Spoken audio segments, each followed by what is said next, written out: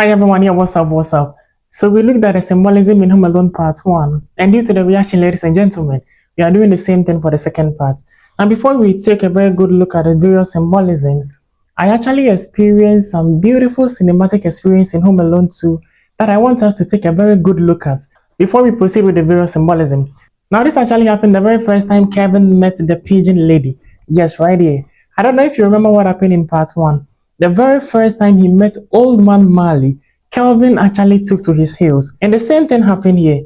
So the very first time Kevin met the pigeon lady, he again took to his heels. But that's not my reason for discussing this particular part of the movie. Now pay attention. So immediately he took to his heels. Kevin actually got to the crossroad, and there's some beautiful cinematic experience here, ladies and gentlemen. Trust me, I've been watching a lot of movies set in the 90s, but this is something different. Now look at Kevin coming all the way. Now you see that particular statue? Yeah, so Kevin will take a brief pause there. He looked at the other end. Good. So now this statue you are seeing is known as General Jose de San Martin. General is actually a prominent figure in the independence of Argentina, Chile, and Peru. Now what I want us to consider is the cinematic experience. So let me go back briefly for us to see something. Now that's Kevin. And look at where the statue has been positioned, and look at where the camera has been mounted. So that's Kevin. So immediately Kevin got here, he turned as if he's asking for a direction. Look at where the statue is actually pointing. So that's the exact direction Kevin took. And trust me, that's one beautiful cinematic experience set in the 90s you will ever see, ladies and gentlemen. Alright, let's quickly proceed to the various symbolism in this particular piece.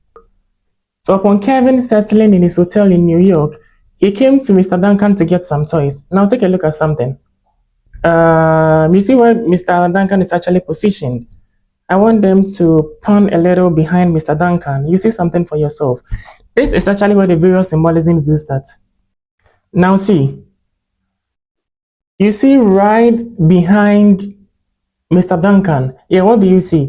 Contributions for Saint Anne's. Anne is actually the mother of the Virgin Mary, and the father of Mary was known as Joachim. Now, the Bible is actually silent on that. You will see something of the sort in early Christian writings, such as the Proto-Evangelium of James. The Catholics celebrate that somewhere in the month of July, and the Eastern Orthodox also do celebrate it in the month of September. So Kevin, upon realizing something of the sort, donated about $20 in honor of the Virgin Mary, or in support of the good works Mr. Duncan is doing in the name of the parents of the Virgin Mary.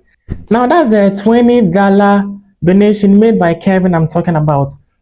Listen carefully. There's a beautiful symbolism here. Okay, I always try to be very brief with videos like this, so let me proceed.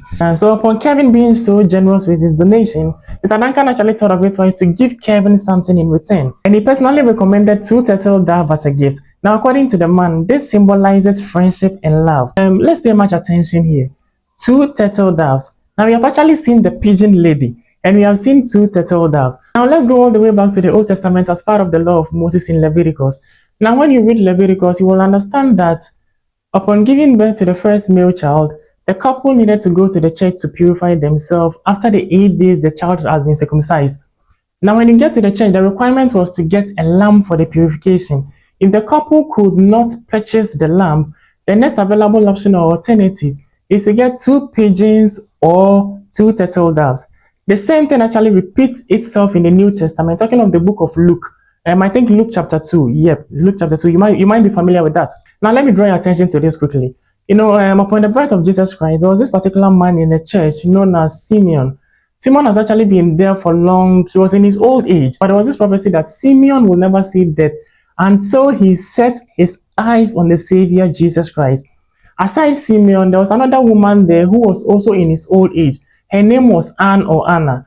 Anna was also in her 80s, and she was also anticipating or waiting for the birth of Christ. Now, when you read the book of Luke, you'll also understand that the law of Moses in the book of Leviticus is repetitive in the book of Luke, talking of Luke 2. So after 8 days, Jesus Christ was circumcised. Joseph and Mary actually took him to the church I'm talking about. So when he got there, the requirement for Mary and Joseph was to purchase a lamb.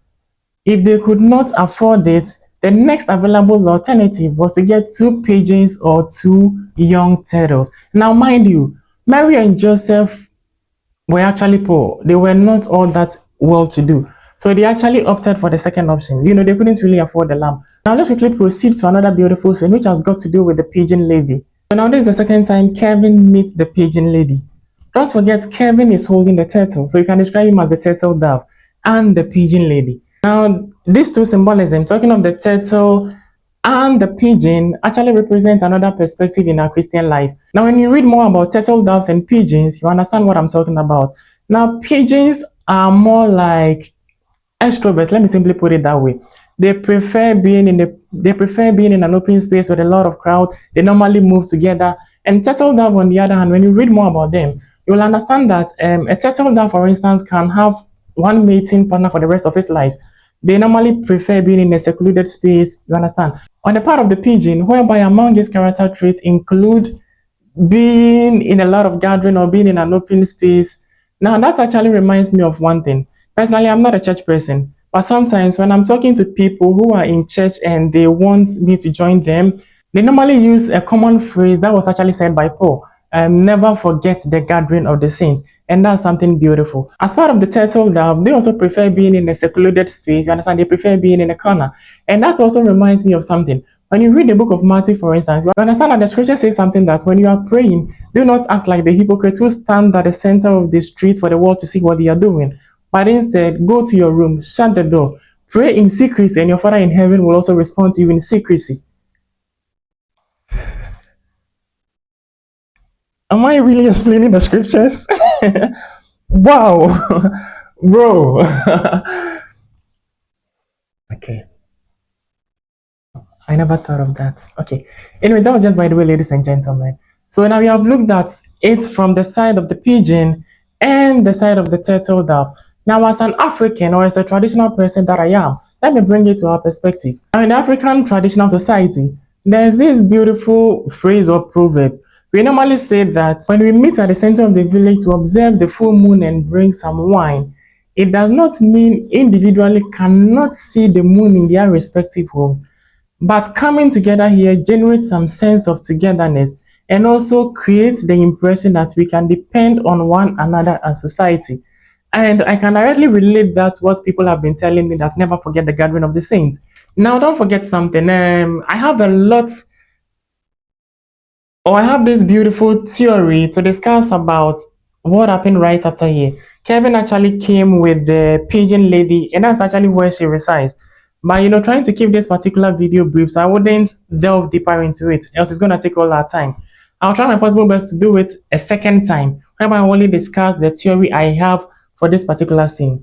Okay, so just like in the first part of Home Alone, Kevin and Old Man Marley had this beautiful discussion, which made Kevin enlightened to come out with those booty traps here and there. Now, the same thing actually happened here. They had this lengthy conversation that I mentioned I have this particular theory about. So we will proceed to another beautiful symbolism as part of the movie. So Kevin, upon being enlightened after having that discussion with the pigeon lady, seeing children at the hospital missing the Christmas even gives him enough reason to set the booty traps. Now look at something here. Just take a look. Okay, now what's the time here? 9 o'clock. And don't forget, it is still Christmas Eve. Now, every Christmas Eve at 9 p.m., what happens? That is when a lot of people go to church, especially the Catholics. I think they normally do it from 9 to 10. Don't forget that I previously mentioned the director is actually a Catholic. So, yeah, so the Catholic normally do something of the sort from 9 to 10. And then most people start opening their Christmas gift on Christmas Eve from 9 to 10 p.m. Alright, so we wouldn't dwell so much on the various booby traps that were set by Kevin. Let's quickly proceed to another beautiful scene with a beautiful symbolism. So after everything, Kevin went to pray with the hope of seeing Mama again. This time not in church, but in front of a huge Christmas tree located at Rockefeller Plaza in New York. Now that's a clear indication that it is not only in church that God listens to our prayers. Wherever you do find yourself or whatever you've done in the past, trust me, the God in heaven is ready and willing to listen to you. God is not only for people in the church. God belongs to you and I.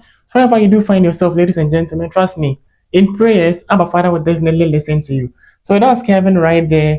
And surprisingly, he even said something here that this happened so fast. You understand? That is, his prayer has even been answered so faster than he anticipated. All right, ladies and gentlemen, so this has been another beautiful discussion of the various symbolisms in Home Alone 2. Well, I love this, and I guess you did same. Now, one thing is that I have another beautiful theory pertaining to this particular scene. Now, this is where they woke up from the hotel and realize Santa has actually visited. I'm just kidding. Well, they realize they've received some parcel or gift. Yes, there's another theory I can actually relate to the scene I decided not to talk about. So let's see what happens. All right, ladies and gentlemen, peace.